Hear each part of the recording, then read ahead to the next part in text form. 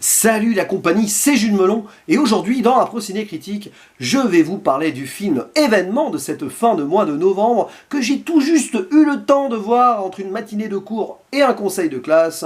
Ce film, c'est le nouveau Martin Scorsese, The Irishman, sorti aujourd'hui sur la plateforme Netflix avec au casting 3 acteurs cultes réunis pour la première fois à l'écran ensemble dans une même œuvre, Robert De Niro, Al Pacino et Joe Pesci. À leur côté, nous avons également Harvey Keitel ou encore Anna Paquin, pour ne citer que cela. Et déjà, la première crainte que beaucoup de gens avaient, c'était donc streaming, Netflix, est-ce qu'on va être à fond, tout ça en immersion? Mais en fait, j'ai envie de dire, ça ne dépend que de vous. Et oui, on peut être à fond dans un film chez soi, sur Netflix. Alors évidemment, j'aurais préféré, comme tout le monde, qu'il sorte au cinéma, mais quand on veut, on peut. Et surtout, il faut faire l'effort quand il s'agit d'un Martin Scorsese, quoi. Voilà. Et donc, ce long métrage de 3h30 en véritable fresque épique conclurait, à moins qu'il n'en fasse d'autres derrière, une potentielle quadrilogie en mode biopic, gangstérisme américain, italo-américain, irlandais, tout ça, qui avait débuté donc il y a 45 ans, plus de 45 ans avec Mean Streets, qui avait poursuivi avec l'excellent Les Affranchis, qui avait continué avec le très bon Casino, et donc se conclurait ici avec The Irishman, l'histoire principalement donc de Frank Sheeran, on va dire de son point de vue avec sa narration, puisqu'il s'agit d'une adaptation d'un roman écrit par Charles Brent, I Heard You Paint Houses, qui reprend donc les révélations et le témoignage d'une vie sur la fin, donc avant sa mort, de ce gangster qui a commencé sa carrière en tant que transporteur routier et qui très vite va se faire une place dans le syndicat de l'époque qui s'appelle le syndicat, donc j'ai son nom là, Teamsters, géré par un certain Jimmy Hoffa, un homme très puissant, limite aussi puissant que les présidents américains et qui va avoir une grande influence dans les années 50, 60, 70. Et donc, nous allons suivre dans ce film la montée, on va dire, de Rise. Hein. Vous savez que Scorsese, c'est toujours Rise and Fall, Redemption, mais donc ici la montée de ce Frank Sheeran, qui est irlandais d'origine, donc dans l'organisation de Jimmy Hoffa, qui est lui-même irlandais d'origine, et avec à côté des amis de la mafia italienne, de la pègre, menée par un certain Russell, alors j'ai plus son nom en tête, désolé, mais là, voilà, Bufalino, joué par Joe Pesci, Jimmy Hoffa étant joué par Al Pacino. Et donc, plus ça va, plus il va prendre de l'importance, et puis il va être confronté, pour faire simple, parce que le synopsis c'est pas évident, à un dilemme, rester fidèle ou trahir ou ne pas trahir Jimmy Hoffa, et voir un petit peu les relations qu'il y a avec les Italiens à côté qui ne voient pas forcément Hoffa d'un bon oeil. Et en parallèle, nous allons voyager dans l'histoire américaine, c'est ça qui est extraordinaire aussi, à travers les différentes présidences, notamment de Kennedy ou de Richard Nixon, pour ne citer que cela, et même aller jusque dans les années 90, puisque le film est narré donc du point de vue subjectif d'un Frank Sheeran sur la fin de sa vie, en chaise roulante, dans un hospice très vieillissant, joué par un Robert De Niro, vieilli au maquillage, alors que pendant tout le film, pratiquement pendant tout le film, il est rajeuni en CGI, comme le sont d'ailleurs Al Pacino et Joe Pesci. Première chose à dire, avant de donner mon avis sur le film, c'est vrai que sur le plan technique, le rajeunissement et tout, beaucoup de gens craignaient là aussi que ça soit un petit peu mal fait. C'est vrai qu'au début, on a du mal, il faut s'y mettre, voilà, c'est pas évident, on voit que c'est quand même bien retouché, ça pique un petit peu pendant 5-10 minutes, mais après on s'y fait, finalement on s'y habitue et on ne fait plus trop attention, voilà. Mais bon, il y a encore des petits progrès à faire dans ce sens, mais c'est déjà quand même pas mal. Le film a coûté 160 millions de dollars et probablement beaucoup d'argent est passé là-dedans. Et il faut aussi savoir, tiens, petite anecdote, que ce projet date en fait de 2007. Ça fait quand même 12 ans que Scorsese a mis ce film en chantier, et même plus, puisque De Niro a lu le bouquin en 2004. Donc il était temps qu'il sorte. Hein. Et qu'est-ce que j'ai pensé de ce film? J'enlève mes lunettes pour cela, parce que quand même... Hein, et ben, autant... Bon, j'ai adoré le début. Comme d'habitude, Scorsese, il aime bien planter ses décors, avec sa technique en plus, direct. Il y a du travelling, il y a des plans séquences, voilà, il y a des gros plans, travelling, gros plans sur les personnes, ça bouge pas mal, etc. J'aime bien le côté flashback aussi, super bien géré au début du film. Il y a même du flashback dans le flashback, c'est super intéressant. Il y a un ventre mou à un moment, un peu avant la fin, puis il y a une fin qui est juste extraordinaire. Donc je ne dirai rien parce que je ne vais pas faire de spoiler ici, mais en mode crépusculaire, parce que c'est une véritable crépusculaire, et réflexion même sur la carrière de Scorsese, on sent qu'il y a mis son cœur et il y a mis voilà, ce qu'il a dans la tête.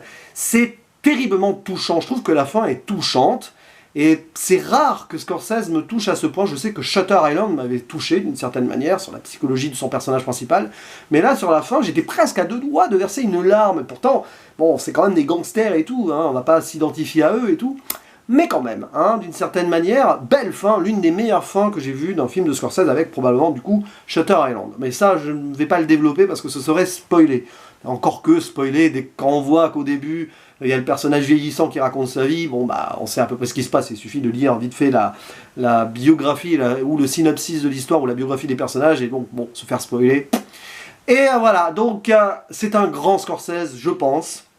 Mais hyper difficile comme ça, à chaud et après un visionnage, de se dire si ça va être un de ses meilleurs films ou un des grands films de 2019. Ce qui est certain, c'est qu'il m'a marqué et il y a des superbes choses à dire sur ce long métrage que je ne vais pas pouvoir développer ici parce que, un, manque de temps et surtout, bah, retour à chaud. Voilà. Mais d'autres personnes, je pense, s'en chargeront mieux que moi.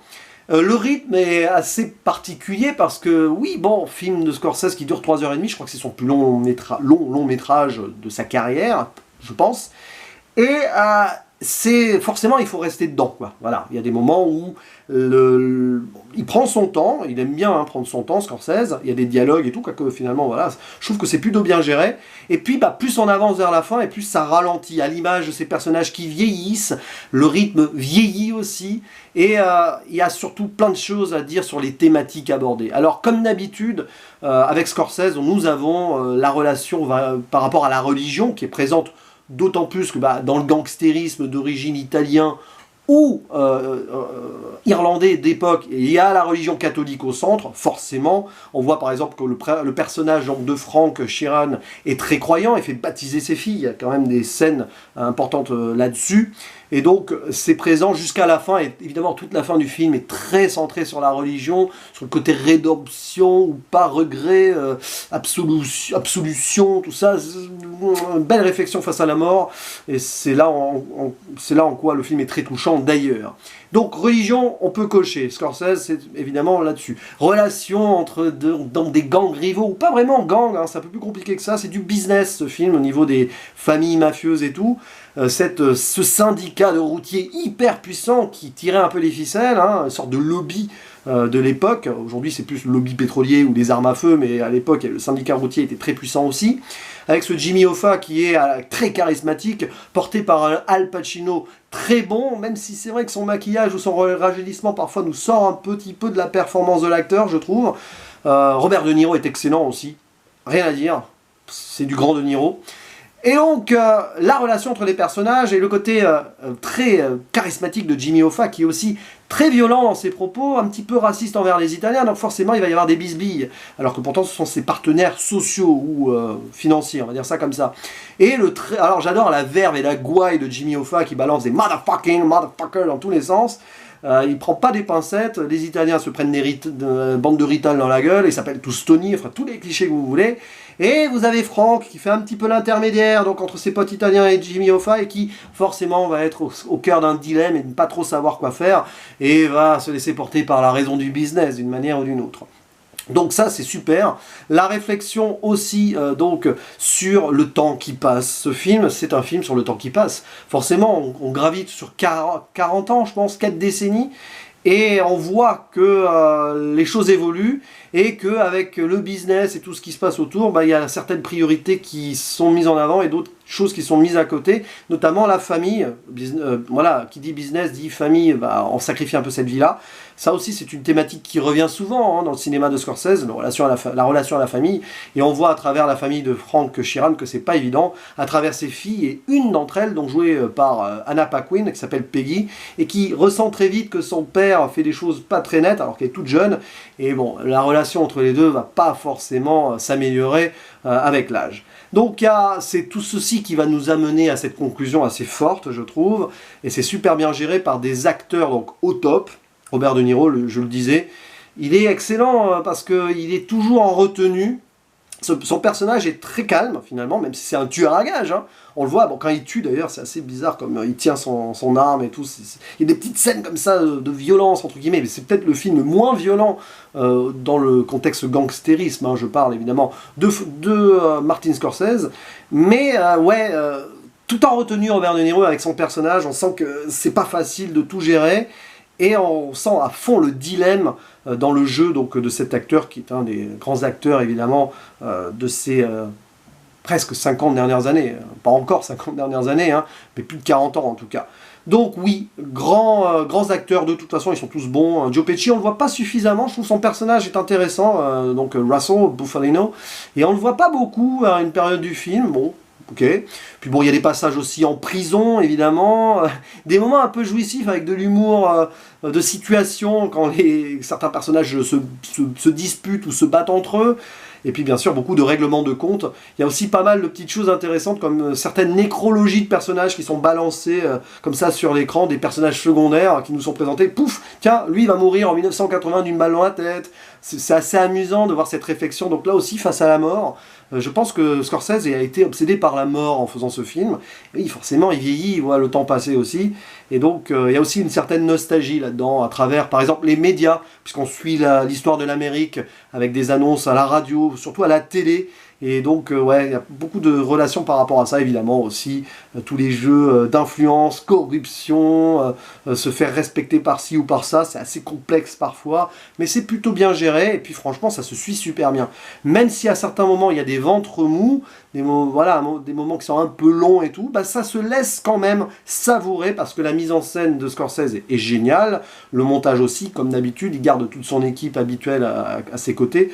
Bah, du moins il a sa monteuse attitrée évidemment, et bah, la réalisation c'est du Scorsese quoi, tu vois tout quoi, les plans séquences, les travelling, ça respire le Scorsese. Ce film est presque une sorte d'aboutissement d'œuvre testamentaire quelque part, même s'il va sortir encore un film, hein. Je crois qu'il est en train de préparer un long métrage avec Leonardo DiCaprio entre autres, donc ce n'est pas son dernier film, mais il a voulu apporter un témoignage sur sa carrière à travers l'histoire donc de Frank Sheeran ou de Jimmy Hoffa. Je pense qu'il y a vraiment beaucoup de lui, il y a une véritable mise en abîme là-dedans. En plus, quand on voit qu'il y a du flashback dans les flashbacks, c'est très méta tout ça, et c'est vraiment intéressant et super passionnant à analyser. Ce film, je le reverrai avec grand plaisir, par exemple, parce que je pense qu'il mérite d'autres visionnages. Il y a certainement des clins d'œil sur la carrière de Scorsese qui sont ici ou là. Il y a des clins d'œil aux Affranchis, avec un plan séquence où on suit un personnage qui rentre dans, par exemple, c'est dans la maison de retraite, il me semble, donc ouais, ça rappelle ce plan où Ray Liotta et son épouse rentrent dans le Copacabana, je crois. D'ailleurs, il me semble qu'il y a un Copacabana à un moment qui apparaît dans le film, tiens, aussi référence aux Affranchis.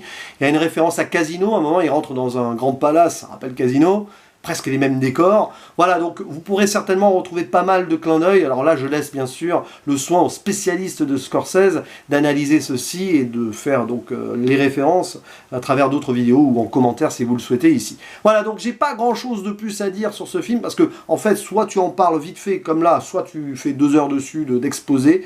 Mais bon, voilà un grand film sur la réflexion du temps qui passe, sur la possibilité de rédemption après une vie faite de dilemmes, de choix, de respect, de fierté, mais aussi voilà, d'honnêteté envers quelqu'un. J'ai pas le mot, mais voilà, parce qu'en fait, Frank Sheeran doit être honnête envers ses amis, quelque part, être avec eux, quoi. J'ai pas le mot, vous voyez, le mot me manque, là, mais c'est ça aussi un procédé critique, des fois, ça ne sort pas forcément comme ça, tout cru.